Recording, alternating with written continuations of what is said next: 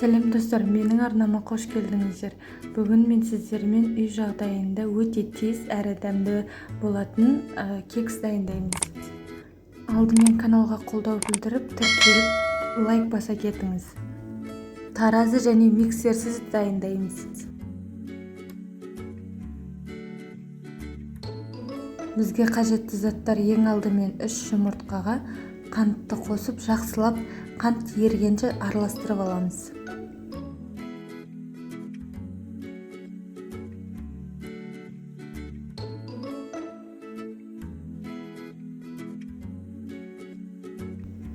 Үстіне сұйық майды қосып, оны да жақсылап араластырып аламыз.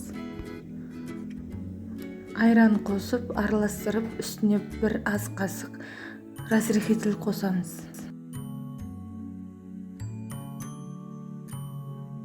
Ұнды міндетті түрде електен өткізіңіздер, сонда жақсы көтеріліп піседі.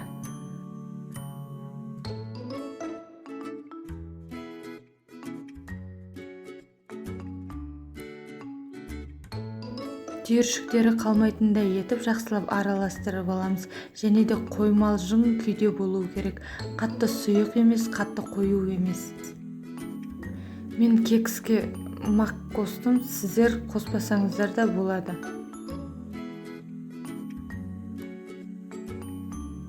Жақсылап араластырып болғаннан кейін пешімізді қыздыруға қойып қоямыз.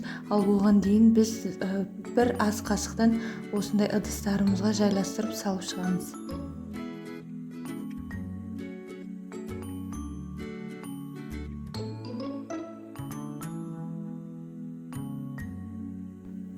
«180 градуста 20-25 минут пісіріп алдым.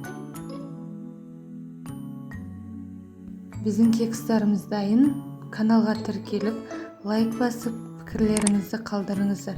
Және де қоңырауша белгісін басып қойыңыздар.